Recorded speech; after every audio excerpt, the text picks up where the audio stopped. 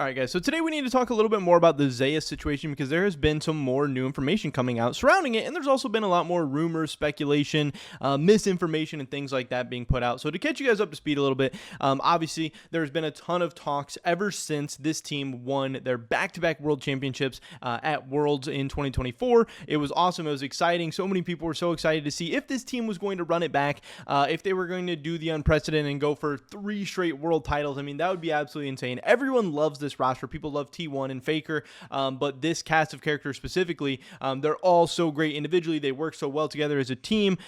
This roster is just truly an iconic, a historic lineup, maybe the best lineup in League of Legends history. People wanted to see them stick together, and we started getting some of those questions answered as early as November 13th. We got the tweet from T1 that they were re-signing Keria. Keria has re-signed a multi-year contract with T1. So that was a good first start. Obviously, with World Championship rosters, any roster that wins a World Championship, it's hard to bring back all those pieces because contracts expire. People get big offers from other teams. People have really great years, so they want to go get paid. Just because this is the team you won with doesn't mean they necessarily have the money to re-sign and take care of everyone and give everybody raises, and sometimes teams split up for a million different reasons. It's really, really hard to bring back the same roster year after year after year. Sometimes people retire, sometimes people just want to go a different direction, go to a different region, go to a different team, a new opportunity, whatever. But Keria re-signed, so that was a good sign, because a lot of people were speculating like, oh, is this whole T1 roster going to stick together, or are they going to blow up? Because I don't think many people were expecting most of the roster to stay together, but a couple pieces change. I think people thought, hey, we're either going to stick together and run this thing back, or we're going to blow up, go a bunch of different directions, and all kind of get our paydays and get our big bags and everything. But once Keria re-signed, hey, people were starting to get excited. Maybe this T1 roster starting to stay together. Maybe we're seeing this come together. But then November 15th, a couple days later, Owner re-signs with T1, multi-year contract. That's a great sign. Couple days later, re-signed Guma Yusi. T1 LOL tweets this out. Guma Yusi has re-signed with T1. He has shown and proven himself. Please show us your support as he continues to do more at T1. So hey, cool. That's awesome. Now, obviously in this one, they didn't tweet out that this was a multi-year contract, but hey, some of the other guys that signed multi-year contracts is a good sign. It seemed like Faker wasn't going to retire. It seemed like Faker was going to be back as well.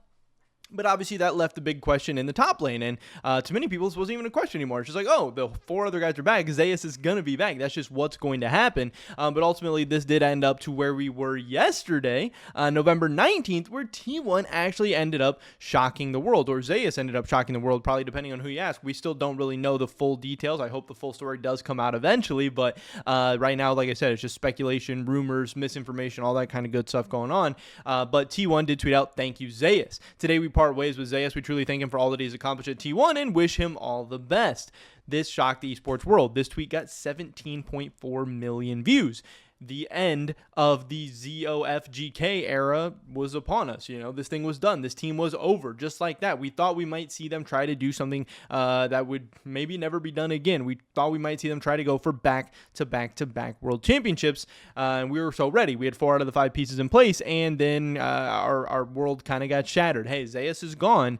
Who is his replacement going to be, and where is Zeus obviously going to end up? And yesterday we did get that news that Doran was going to be the new T1 top laner. Doran joined the T1 LCK team. Please support him as a new top laner for T1 and help him shine even brighter at T1. Now, obviously, there was a lot of finger pointing all over social media. Some people blaming T1, like, oh, how could you not get this thing done? How could you not re-sign Zeus? How could you not give him everything he wanted? How could you guys be so cheap? Blah, blah, blah, blah, blah. Like I said, a lot of people speculating, a lot of people coming up with their own ideas.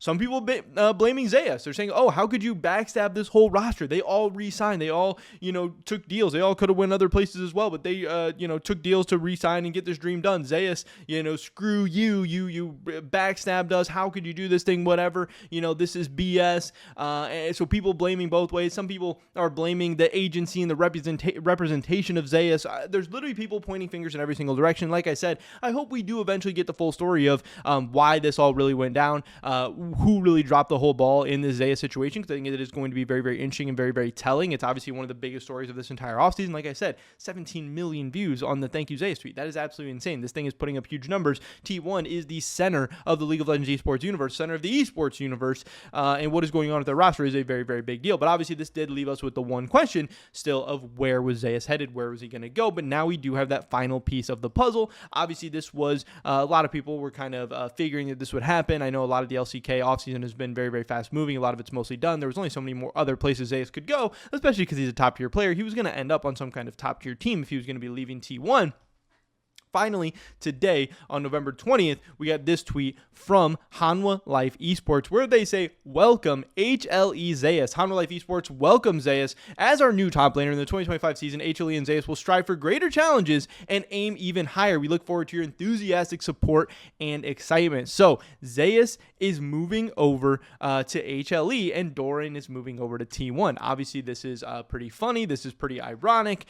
We got them, just kind of trading spots between teams. Doran going to T1, leaving that top lane position open at HLE. And now Zeus is going to a very, very competitive team, a team that was, right there neck and neck with T1 for a lot of the year and better than T1 for a lot of the year. Obviously, in the spring split, both of these teams went 15-3 in the spring split in the regular season. And then in the playoffs, T1 just did slightly get the better of HLE with Genji winning the split, T1 getting second, and Hanwha Life getting third. Obviously, with T1 getting that nod to actually getting to go to MSI. But then in the summer season, HLE was significantly better. HLE going 14-4 while T1 just went 11-7. And then obviously this ended up eventually with HLE winning the summer split, winning in that summer playoffs, and obviously getting the number 1 seed at Worlds, with T1 barely qualifying for Worlds, but obviously T1 eventually gets the last laugh. Zeus ends up winning another World Championship. But yeah, this is going to be very, very interesting. I know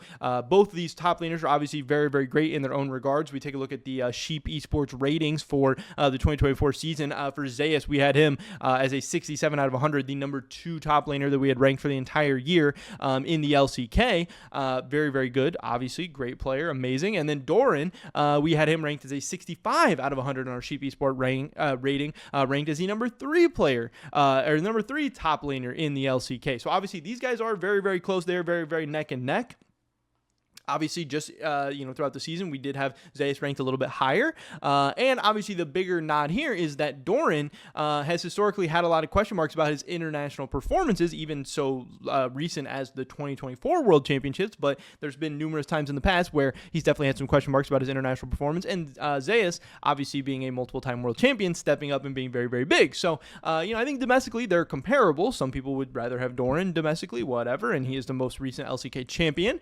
But obviously internationally and where things matter, MSI, Worlds, maybe this new international championship the Riot has created, I think most people are going to be taking Zeus, and so it's going to be very, very interesting. Obviously, T1 still has that T1 aura. They still have 4/5 of their back-to-back World Championship winning rosters.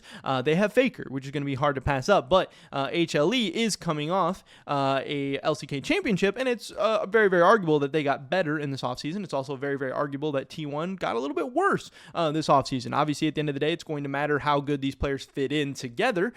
Zeus, how well he's going to operate not playing with Faker anymore. And now, hey, Doran maybe is getting the Faker and T1 buff this next season as well. So things are going to be very, very interesting to watch. But yeah, the latest piece of this puzzle that Zeus is headed to HLE officially. And yeah, this whole thing is kind of coming to a conclusion, coming to an end. Again, I know a lot of T1 fans were like canceling their merch that they had got about the, ZOFGK lineup. And a lot of fans are upset and mad, like I said, mad at T1, mad at Zeus, mad at his agents, CE agents, representation, whatever. Fingers being pointed all over the place. I hope we do get more information about those stories. We'll have to wait and see for all of that. Did also, of course, just want to mention real quick that we do have the Holy by Sheep Esports giveaway going on right now. We're offering 1 year of Holy Drink to anyone who orders with code SE5 or SE10. To participate, all you have to do is place an order with either one of these codes before December 6th of 2024. Again, SE5 is going to get you €5 off your first order, and SE10 is going to get you 10% off your entire basket. Holy, great tasting energy drinks that also just so happen to be healthier than the competition. Use those codes today. Hopefully, we'll catch you guys in the next one.